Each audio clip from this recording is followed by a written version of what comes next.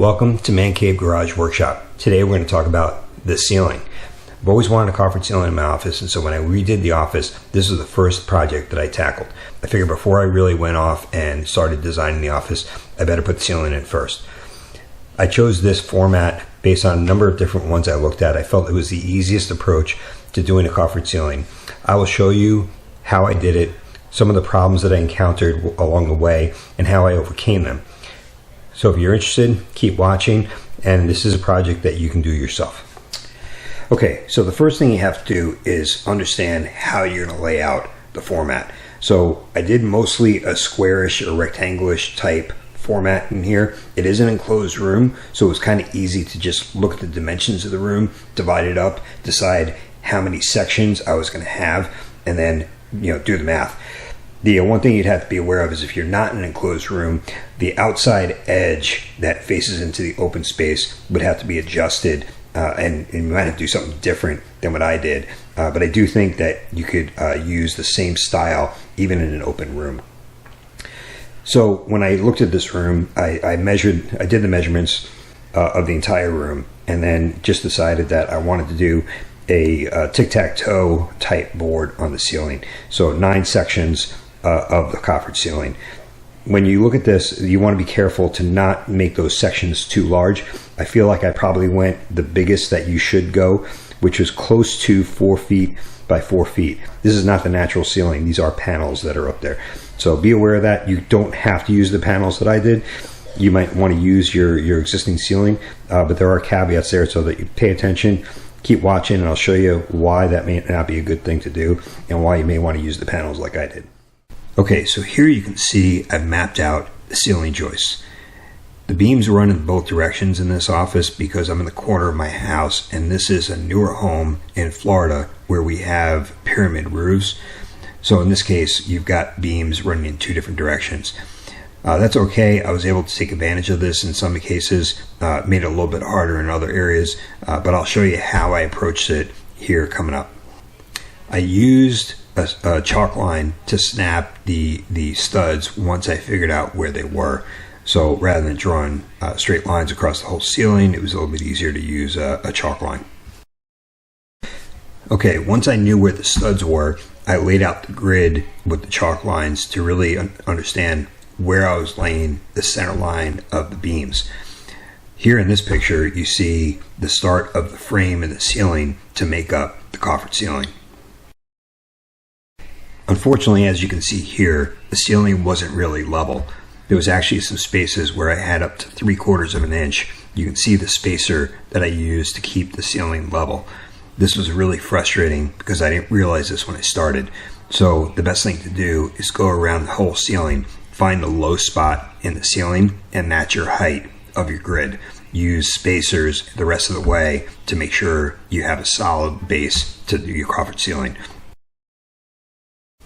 As I was laying out the grid, I noticed that the box for the ceiling fan wasn't exactly center of that middle square. I ended up having to move that down just a little bit. You can see the mark in the ceiling that marks the center of that box. Another couple items I had to deal with was the vent for the air conditioner coming into the room, and then the smoke alarm as well. So those are 2 things that also had to be accounted for when I was cutting the panels. So here you can see that every place that I was able to hit a cross joist in the ceiling, I attached 2x4 as the first layer. The places where there was no joist to attach to, I didn't find it necessary to really put an underlying 2x4 there. So you can see some gaps. That really is not an issue when you're putting this together. So the first thing I did here was encase a full square. I wanted to make sure I had the right approach to when I was doing this, so I did 1 full square at a time. The strips along the edges are 1/2 inch MDF. I cut those to size, and then I cut the 1/2 inch MDF, that's the ceiling panel, as well as paint it before I put it up. So I did paint the top panel before I put it up. The side panels aren't painted just yet. The top panel would have been nice to be able to nail that to the ceiling, into some of the joists. However, because of the space I had in a number of areas of the ceiling, this wasn't really an option. So these panels are really just floating on the edges of that 1/2-inch MDF side panel. I was a little worried that it could be sagging, but these have been up for a long time and I really haven't had any problems whatsoever. On to the second panel, basically rinse and repeat. I tacked 2 panels on the other side, same thing, rinse and repeat. I really didn't want to tack the ones that I had to do cuts first. I wanted to make sure I really understood the process for getting these up. These panels are big. Make sure you have a second pair of hands to help you manage these. You will get sore after working over your head for so long. This project took the better part of a week. I thought it was going to take a weekend. 3 panels across, coming along.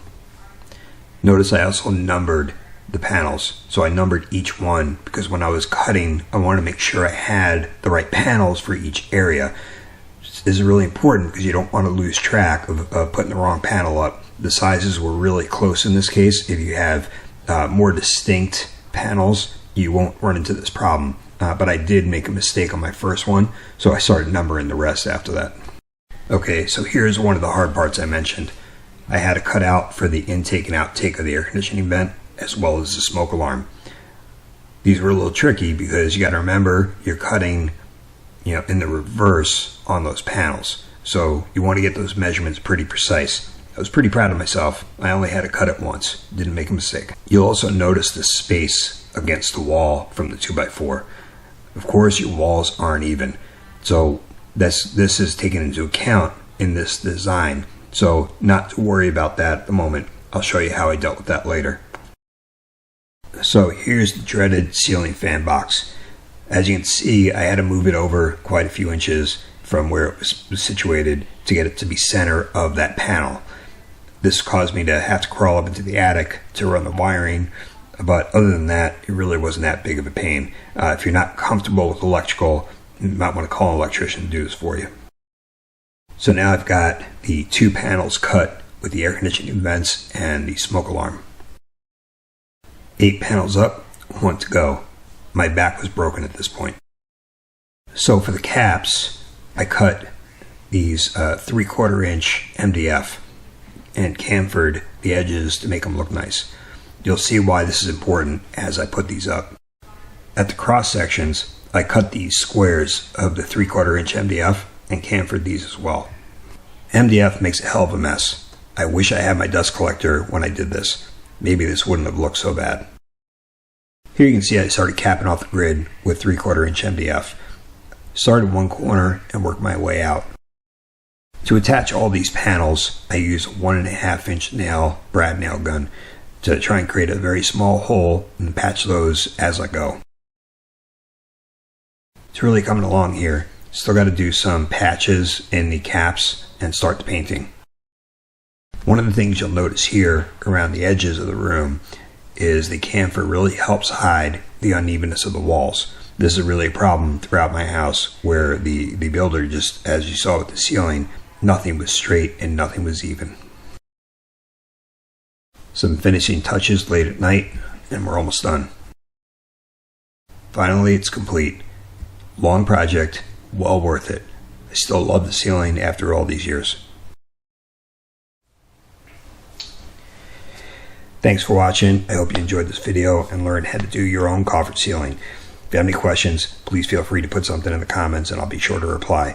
Check us out at Man Cave Garage Workshop and don't forget to subscribe. Thanks again. See you soon.